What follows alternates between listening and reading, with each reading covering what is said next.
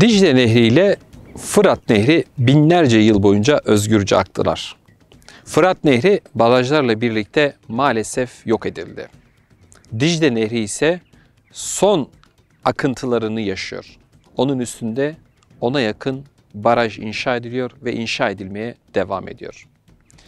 Efsane şudur ki Daniel peygamber Dicle Nehri'nin hattını, yatağını çizdiği zaman asasıyla belirlemiş bütün coğrafyayı ve bir kıstas belirlemiş. Rivayet odur ki asasıyla suyun yolunu çizdiğinde tüm canlıların eşit miktarda sudan faydalanmasını istemiş. O efsanedir ki binlerce yıllık bir ekosistemi içinde barındırmış. Ta ki Ilısu Barajı inşa edilene kadar.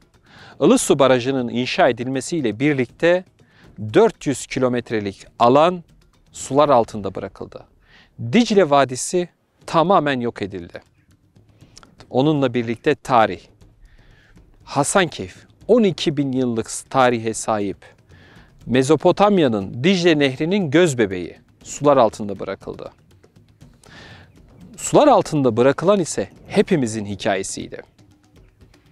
Mezopotamya'da binlerce hikaye sadece insanla birlikte değil, içinde barındırdığı kuşu, balığı, kaplumbağası, leoparı, her şeyle birlikte Mezopotamya'nın içerisinde bütün her şeye rağmen var olmaya ve mücadele etmeye devam ediyor. Ben Metin Yoksu. İşte sizlere Mezopotamya'nın hikayesini, canlıların insanla olan yaşamıyla birlikte iç içe geçen tarihin ekolojisini sizlere anlatmaya çalışacağız Doğa ve Yaşam programında. Evet, başlıyoruz. Hasankeyf'te insanlığın tarihinin başladığı noktalardan bir tanesinde başlıyoruz. Hasankeyf mücadelesi yıllarca sürdürüldü. 40 yılı aşkın bir mücadeleyle birlikte maalesef Hasankeyf Ilısu Barajı ile birlikte sular altında bırakıldı. Dicle Vadisi yok edildi. Birçok hikaye hepimizin hikayesiydi, sular altında bırakıldı. Bu hikayelerden biri var ki hepsinden daha özel bir noktada. Neden? Çünkü hepimizin ortak hafızasını taşıyor. 1990'lı yılların karanlığına rağmen Hasankeyf'in mücadelesini başlatan isimlerden ve o kolektif bilinci bizlere bugüne taşıyan isimlerden biri. Hasankeyf su altında kaldıktan sonra artık buraya uğramamaya başladı. Hepimizin ortak mücadelesini, hepimizin ortak hikayesini bir kitapta topladı. Hasankeyf'in perilerinde. Hasankeyf'in ekoloji mücadelesini, Dicle Nehri'nin ekoloji mücadelesini bir kitapta topladı. Recep Kavuş. Recep Kavuş 1990'lı yıllarda beyaz toroslarla kaçırılmaya çalışılmasına rağmen Hasankeyf mücadelesini yürütmekten vazgeçmedi. Bugün ise buraya gelmiyor artık. Bakalım, gidelim doğrudan kendi yanına. Onunla konuşalım. Neden gelmiyor artık buraya? Ve Hasankeyf'in mücadelesi bizler için neden önemli? Buyurun gelin birlikte izleyelim.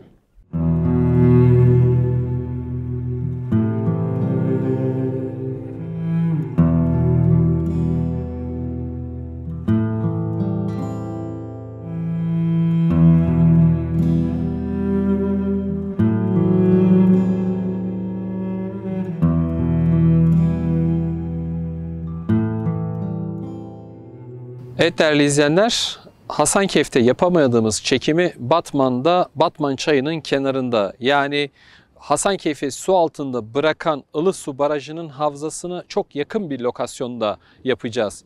Konuğum Recep Kavuş bizi bekliyor. Şimdi onun yanına gideceğiz. Bakalım neden burada özellikle çekimi yapmak istiyor? Çünkü Recep Kavuş'un Hasankeyf'le ilgili bir anısı var ve anıları var. O anıları yaşatmak istemiyor tekrardan. Hoş geldiniz. Recep abi merhaba. Nasılsınız? Merhaba, hoş geldiniz. Hoş bulduk. Teşekkürler. Siz nasılsınız? Teşekkür ederim. Yürüyelim biraz birlikte. Buyur. Ben de izleyicilerim de bir şeyi tekrar merak ediyor aslında. Neden Hasankeyf'te çekimi yapamıyoruz? Yani Hasankeyf'te çekimi yapamamamızın nedeni, hani benim için Hasankeyf yok bir kere. Yani benim için Hasankeyf sular altında bırakıldı. Kabul etsem de etmesem de, yani bunu kabul etmek de zordur. Ama sular altında bırakıldığı için o Ilısu Barajı'nın gölü altındaki Hasankeyf'i görmek istemiyorum. Yani yüreğim el vermiyor ve kendime böyle bir karar aldım, prensip kararı aldım. Ne zamandan beri Hasankeyf'e gitmiyorsunuz? Yani su tutulduğu günden beri oradan geçtiysem dahi yüzümü kapatarak geçiyorum. Hiçbir şekilde o manzarayı görmedim. Sosyal medyada da görmek istemiyorum, çekimlerde de görmek istemiyorum. Hiçbir şekilde gözümün önüne gelmesini istemiyorum. Peki Recep Kavuş, siz Hasankeyf mücadelesinde yıllarca emek verdiniz. O zaman başa alalım. Hasankeyf mücadelesi neden bu kadar önemliydi? Hasankeyf bir dünya kültür mirasıydı. 12 bin yıllık bilinen bir geçmişi vardı. Ve orada tarihin yanında müthiş bir doğa vardı. Bir Dicle vardı. Özgür akan, gürür gürür akan bir Dicle vardı. Yani bir ihtişam vardı ve bir tarih vardı. Biz hani bu yüzden çok önemsedik ve bunu doğal şekilde korunması için mücadele ettik. Bunca yıl mücadele ettiniz ama şimdi Hasankeyf'e gidemiyorsunuz. Hasankeyf gerçekten tamamen su altında kaldı mı? Kurtarılan yeri bir var mı? Durum neyi orada şu anda? Peki bunun hakkında bilgi sahibi miyiz? Yani Dicle'siz bir Hasankeyf ben düşünemiyordum. Hasankeyf'siz bir Dicle de düşünemiyordum. Şimdi ikisi bir arada yok. Orada bir göl var, şişirilmiş bir su var, bent çekilmiş baraj dolayısıyla biriken bir su var ve Hasankeyf'in benim açımdan en önemli merkezleri, en önemli yerleri, mekanları şu anda yok. Sökülüp taşınan birkaç parçası var. Bir de Kalebaşı dedikleri kimsenin gidemediği, uzaktan görünen şeyini yitirmiş. Yani restorasyonlarla o orijinalliğini yitirmiş bir Kalebaşı var. Yani benim açımdan bir Hasankeyf yok. Hatta ben bir öneride bulundum. Hasankeyf ismini de o taşıdığınız yerleşim adına vermeyin. Oraya da Ilısu ilçesi deyin, bitsin gitsin. Çünkü orası Hasankeyf değil. Benim için Hasankeyf yitirdiğimiz o değerlerdi. Su altında kalan kısımdı. Peki Hasankeyf mücadelesini hep önemsediğimizi söylüyoruz. Hasankeyf mücadelesi Hasankeyf'in su altında bırakılmasıyla birlikte sona mı erdi? Hasankeyf mücadelesi benim açımdan sona ermiştir. Hani çok işte talepler geliyor, işte çeşitli sorunlar var. İşte barınma ile ilgili, yeni yerleşim alanı ile ilgili açıkta kalan insanlar var. Ticaret bitmiş.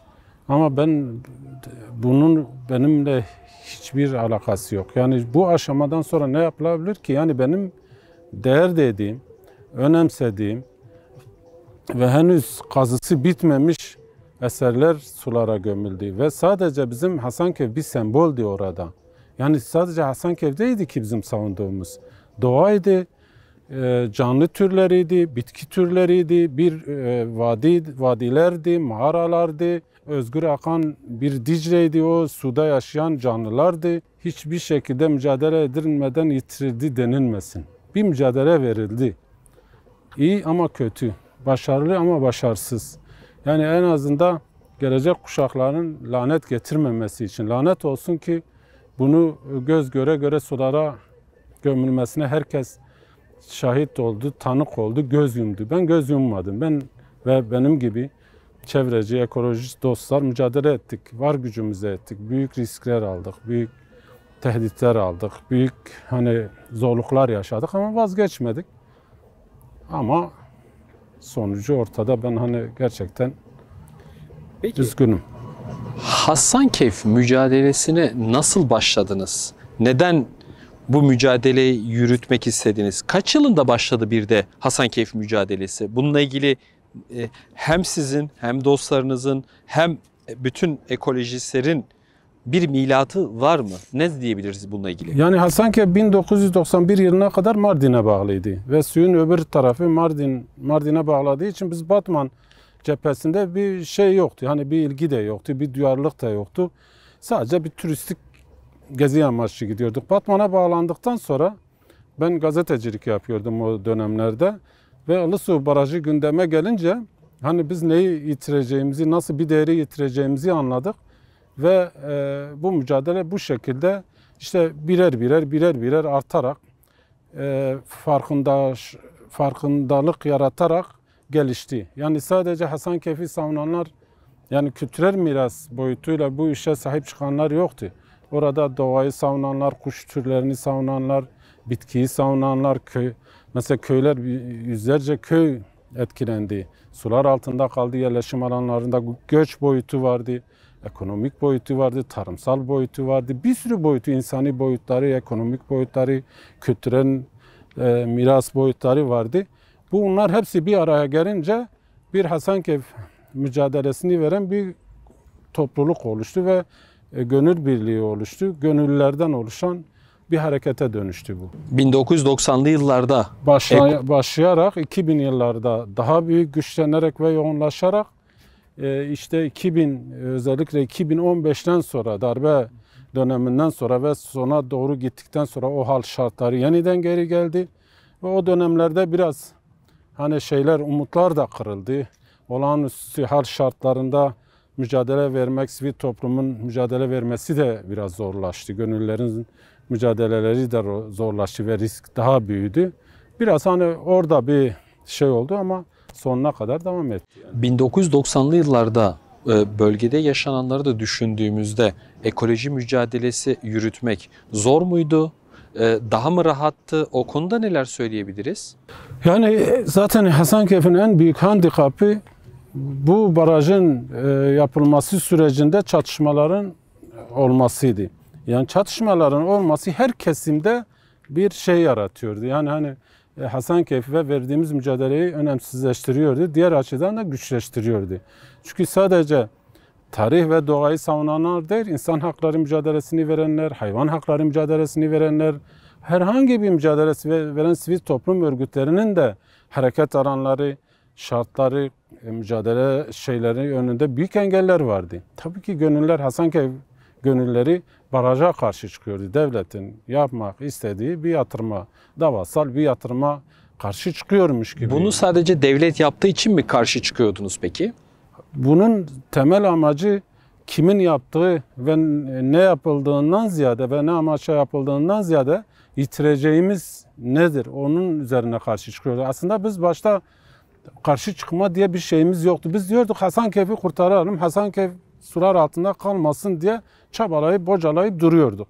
Sonradan işte barajdı aslında Hasankeyf'i yok eden. Biz baraja karşı çıkmak zorunda kaldık. Eğer ortada bir baraj olmasaydı biz barajların belki tahribatlarını da bilmiyorduk. Biz Hasankeyf sayesinde bölgede yapılan barajların da ne kadar doğayı etkilediğini, ne kadar işte ekolojiyi etkilediğini de anlamış olduk. Hasankeyf bize bir öğreti oldu, bir ders oldu. Aslında hak savunuculuğu açısından da Hasankeyf'in sadece benim mücadelemde değil, hak temelli mücadele veren her bireyin şeyinde gerçekten önemli bir yeri ve etkisi olmuştur. Bizim perspektifimiz çok genişledi o dönemde. Yani biz ta Arjantin'de, başka daha uzak ülkelerde oluşan çevre hareketlerine de, orada yapılan barajlara da artık karşı çıkmaya çalıştık. Çünkü gerçekten dünya küçük bir köydür. Yani sınırlar, çevrenin, doğanın sınırları yoktur. Ülkelerin sınırları vardır ama doğanın sınırları yoktur. Sular sınırları yoktur. Sınır aşan şeylerde nasıl rüzgarı zapt edemiyorsan çevre ve ekolojik, çevresel şeyleri de, sorunları da sınırlayamazsın, perdeleyemezsin. Oradaki sorun oradaki o sorun orayı etkiliyor diye bir sorun yoktu. Her yeri etkiliyor. Bütün dünyanın ekolojik sistemine etki ediyor ve biz bir anda Hasankeyf mücadelesiyle Hasankeyf'i kurtaralım derken uluslararası çevre mücadeleleriyle ve uluslararası çevre mücadelesinin içerisinde kendimizi bulduk. Uluslararası çevre hareketiyle beraber hareket etmeye başladık. Ta Amazon'dan buraya çevre mücadelesi için gelenler oldu. İspanya'dan gelen dostlarımız oldu. Peki Amazon'da yaşayanlarla Hasankeyf'te burada yaşayanların ne gibi bir bağlantısı olabilir ki birlikte bir mücadele yürütmek istediniz? Dediğim gibi yani çevre insanlığın ortak mirasıdır. Doğa insanlığın ortak mirasıdır. Ortak değerlerde buluşmak ve değerlere sahip çıkmanın sınırı olamaz. Biz hepimiz yeryüzünde yaşıyoruz ve olanlardan sorumluyuz. Bu sorumluluk bilinciyle bir araya geldik. Peki Recep Kavuş, biraz yürüdük. İstersen biraz dinlenelim birlikte. Oturarak biraz sohbetimizi sürdürelim. Merak ettiklerim var. İzleyicilerin de merak ettikleri vardır elbette. Peki esas mesele, bunun hafızası tutuldu mu? Şimdi oturarak sohbete devam edeceğiz.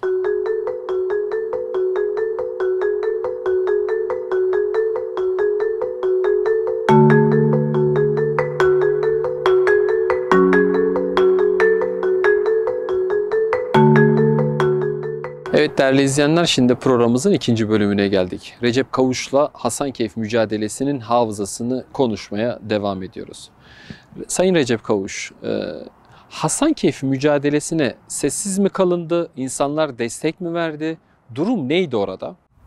Yani doğrusunu söylemek lazımsa aktif bir şekilde mücadele edenler azınlıktaydı.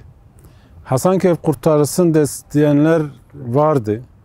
Ama işte hem Hasankeyf olsun hem baraj olsun diyenler de vardı. Ancak şöyle bir politika yürütülüyordu. İşte Hasankeyf işte baraj yapılırsa işte ihya edecek, istihdam alanları yaratacak. Hasankeyfliler için daha güzel bir yaşam yerleşim alanı oluşacak. Hasankeyfliler o sıkıntılarından, sorunlarından kurtulacaklar. Hasankeyf'te kurtulacak. İşte enerji sorunu kalmayacak. Bölge müthiş bir kalkınma yaşayacak. Yani böyle buna inanıp destek verenler de vardı. Bir de bir rant vardı. Gerçekten bu barajdan büyük şekilde kamulaştırmada olsun, açılan davalarda olsun, müteahhitlik işlerinde olsun, ciddi anlamda hem yerelde, hem ulusalda, hem uluslararası alanda bir rant vardı. Düşünün 3 tane konsorsiyum oluşturuldu baraj yapımı için. İkisini mücadele sonunda dağıttık. Üçüncüsüyle baş edemedik. Yani Uluslararası güçlerin de mi parmağı vardı ve beraberinde uluslararası kamuoyu da tepki gösteriyor muydu bu konsorsiyumlara? tabii ki yani biz zaten iki konsorsiyumu dağıtırken işte başını Almanya, İsviçre, İngiltere'nin çektiği konsorsiyumları dağıtırken uluslararası hareketlerin bize ciddi anlamda katkısı ve desteği oldu. Üçüncüsünde ise öyle bir sistem kurdular ki bu özellikle 7 ülke, içinde Avusturya'nın, İsviçre'nin, Almanya'nın, İngiltere'nin olduğu ülkeler bu barajı sanki desteklemiyordular. Kendi çevrecilerini bile uyuttular. Yani barajlara karşı olanları da uyuttular. Kime destek verdiler? Direkt barajı yapan firmaya değil, bankalara krediler verdiler. Bankalar da barajı yapan firmalara krediler verdi. Dolayısıyla büyük bir rant vardı bu barajda. Peki insanlar buna, Türkiye kamuoyu nasıl yaklaştı? Mücadeleye sizin vermiş olduğunuz ya da öncülerin yapmış olduğu mücadeleye katkıları, destekleri nasıldı? Yani Karadeniz'de biliyorsunuz barajlar konusu vardı. Loç Vadisi'nde vardı. Yine Munzur'da vardı. Yani ciddi anlamda bir diyalogumuz, desteğimiz, karşılıklı desteklerimiz oluyordu. Onlar buraya geliyordu. Eylem etkinliklerimize katılıyordu. Kemenle, kemençe sesleri birbirine karışıyordu. Hasankeyf'te düzenlediğimiz protestolarda. Biz gidiyorduk Karadeniz'deki eylem ve etkinliklere destek veriyorduk. Yani o anlamda bir dayanışma söz konusuydu. Peki bunların hepsini düşündüğümüzde bir sessizlik hakimdi diyebilir miyiz? Yoksa gerçekten Hasankeyf mücadelesi yeterince verildi diyebilir miyiz? Yani Hasankeyf mücadelesine kabul etmek gerekir ki yani çok boyutlu bir mücadele verilmesi gerekirdi. Hukuki mücadele verilmesi gerekirdi. Protestolarla alan mücadelesi verilmesi gerekirdi. Yani diplomatik şekilde mücadeleler verilmeliydi. Aksadığımız birçok yönler oldu. Zayıf kaldığımız bir sürü yönler oldu ve yeteri kadar desteği alamadık. Zaten yeteri Hangi kadar. noktalarda eksik kaldınız? Yani biz bu işte yeniydik. İlk kez bir çevre ve ekoloji mücadelesine çıkıyorduk ve arkamızda, yanımızda hiçbir güç yoktu. Tümüyle gönüllülerden oluşan bir hareketti. Siyasi bir boyutu yoktu. Ekoloji, çevreyle ilgilenen, bu iş, samimiyetle bu işin mücadelesini veren bir kesimdi. Yani bu insanlara hani karşısındaysa devasal holdingler vardı, devletler vardı. Yani dolayısıyla yani insanlar daha çok gücün yanında yer alıyordu. Yani bizim gibi hani risk altındaki veya yaptıkları işlerin riskli görüldüğü çevre mücadelesini biliyorsunuz. Hani hangi şartlarda, hangi ülkede verilirse verilsin, yani muhalif olarak görülen, sisteme karşı duruş sergileyen bir harekettir. Kimse bunun yanında kolay kolay yer alıp kendini riske koymak istemiyor. Uluslararası hukuk nasıl yaklaşmıştı Hasankeyf meselesine? Yani biz AİHM'e de başvurduk. Yani bütün uluslararası mahkemelere, Anayasa Mahkemesi'ne bütün yolları denedik. AİHM de bizim dosyamızı reddetti. Çünkü Hasankeyf UNESCO'nun belirlediği bütün kriterlere uyan bir yerdi. Yani UNESCO kriterlerine göre Hasankeyf'in Dünya Kültür Miras Listesi'ne dahil edilmesi lazımdı. Uluslararası şeyler de, yani ekolojik ve kültürel mirası koruyan kurumlar da bu konuda hani bizi anlamadı ve bizim başvurularımızı kabul etmedi. UNESCO Dünya Kültür Miras Listesi'ne alınsaydı Hasankeyf bugün belki kurtulmuş olacaktı. Defalarca başvurduk. Anayasa Mahkemesi'ne başvurduk, farklı şeylere başvurduk ama maalesef başaramadık, sesimizi duyuramadık. Biz hep kültürel mirastan konuşuyoruz ama az önce siz de dile getirdiniz. Neyi kaybettiğimizi bilmiyoruz aslında. Kültürel mirası bir kenara koyacak olursak, ekosistemi hiç konuşmuyoruz. Dicle Vadisi. Ve Dicle Vadisi'nin içerisindeki yaşam var. 200'e yakın köy var. Yerleşim alanı var. İnsanlara ne oldu? Orada yaşayan börtüye, böceğe ne oldu? Yani bunlar, işte bu baraj size refah düzeyinizi artıracak, yeni bir yaşam kazandıracak. İnsanlar da iştahlı bakıyordu, şu kadar para alacağım. İşte köyüm, evimden bu kadar, şeyimden, arsamdan bu kadar. Hepsi ne oldu biliyor musunuz? Şehrin varoşlarında gelip sadece alabildikleri işte bir daire oldu. Batman'da da ve civar yerleşim alanlarında diyelim emlaklar uçtu. Onlar da hani bir barınma sorunu baş gösterdi. Şehirlerde çarpık bir kentleşme oluştu. Kendi arsasını alıp bir ev yapmaya çalışan. Şehirleri de köylere dönüştürdüler yani. Şehrin, Batman'ın da nüfusu birdenbire arttı. Hani olağanüstü bir artışla şehri yönetmek, altyapı sorunları gibi problemler baş göstermeye başladı. Yani dolayısıyla yani onların o arzuladığı, hayal ettiği koşullar oluşmadı. Orada zaten biz insanların işte üretimden kopacağı için, kendi o çocukluğunu yaşadığı coğrafyadan kopacağı için, o alışkanlıklarından, o köy yaşamından koptuğu için ciddi sorunlar ve zorluklar yaşayacaklarını biliyorduk. Şehre adapte olma sorunu yaşayacaklarını biliyorduk. Psikolojik sorunlar yaşayacağını biliyorduk. Bütün bunların hesabını yapıyorduk. Ancak bunu bir türlü anlatamıyorduk. Yeni bir hayat vaat ediliyordu insanlara ve insanlar buna kandılar. Ancak inanıyorum ki kiminle karşılaşıyorsak, kiminle konuşuyorsak Hasankeyfler başta olmak üzere herkes pişman. Peki doğaya ne oldu? Börtü böcek nereye gitti? Yani doğaya ne oldu? Mesela biz çok sosyal medyada ve basında görmeye başladık. Basit bir göstergesini söyleyeyim size. İşte domuzlar köylere kadar indi. Vahşi doğanın canlıları diyelim. Diğer mesela hiç görülmemiş hayvan türleri köylerde, şehirlerde rastlamaya başladı. Çünkü yuvaları yıkıldı. Barındıkları ormanlar yok edildi. Barındıkları mağaralar ve akarsular yok edildi. Hayvanlar, canlıların çoğu adapte olamadı ya türleri yok oldu. Geriye kalanlar ise böyle hani sorun haline gelmeye başladı ve insanlar kendi vahşi yöntemleriyle bunları yok etmeye başladılar. Yani bazen işte ellerinde silahlarla işte domuz avına çıkıyoruz diyorlar. Aslında bir domuzu öldüren bir insan, yani bir canlıyı öldüren, bu domuz olabilir, farklı onların tehlikeli olarak gördükleri insanlar, canlılar ne olursa olsun rahatlıkla bir insanı da öldürebilir. Yani şiddet şiddettir. Ha bir canlıya o şiddeti uyguladın, ha bir hayvana. Aslında sorun olan da o hayvanlar değil. Sorun olan insanlardı. Onların yuvalarını yıkan, onların yuvaları üzerinde işte sanayi tesisleri kuran, barajlar kuran, onların doğalarını yok eden yine insanlardı. Ancak onlar sorun olarak görüyor. Bence sorun insandır. Doğaya zarar veren insandır. Canlılar doğanın döngüsünü iyi biliyorlar. Doğanın değerini iyi biliyorlar. Doğanın değerini bilmeyen insanlardır daha çok. Peki Sayın Kavuş, hep mücadeleden bahsettik. Siz de yanımda da getirmiştim. Hasankeyf Perileri kitabını yazmıştınız. Kitapta Hasankeyf mücadelesi bitti mi diyorsunuz yoksa devam mı ediyor diyorsunuz? Yani bu 30 yıllık bir mücadelenin serüvenidir. Hani tam serüvenidir diyemem. Tabii eksikler olmuş. İçine hani kapsamadığı ve o mücadeleyi anlatamadığımız yerler olmuştur.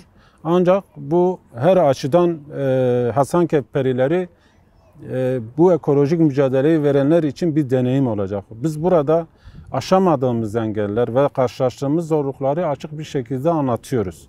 Nelerdi? Bu Hasankeyf gibi yok olma tehdidi altındaki alanlarda mücadele edenler için de iyi bir rehber olabileceğine inanıyorum. Ve başta da söyledim, en azından insanlar şunu söylemeyecek, gelecek kuşaklar bunu demeyecek. İşte kimse Hasankeyf için bir mücadele vermedi. Kimse Hasankeyf'in yaşatılması için, Dicle'nin özgür akması için bir şeyler yapmadı. Aslında yapıldı ama hani büyük bir güç vardı karşıda, büyük bir paralar ve rant vardı, başarılmadı diyebiliriz. Sayın Kavuş, çok teşekkür ederim. Doğa ve yaşamım konu oldunuz. İzleyicilerim adına size çok teşekkür ederim. Hasankeyf mücadelesini yürüttünüz, gönüllüsü oldunuz. Sizin şahsınızda bütün Hasankeyf gönüllülerine tekrardan teşekkür ederim. Ben de teşekkür ediyorum bize bu fırsatı verdiğiniz için.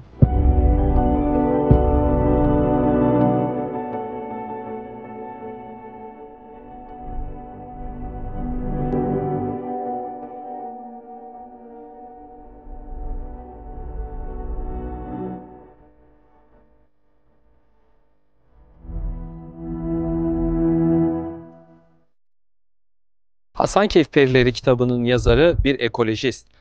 Dicle Vadisi'nin Hasankeyf'in bir gönüllüsü. Yıllarca onun için mücadele verdi ve mücadele etmeye de devam ediyor bir yandan. Doğa ve Yaşam'ın ilk program konuydu kendisi ve ben Metin Yoksu. Doğa ve Yaşam devam edecek. Sonraki programda görüşmek dileğiyle.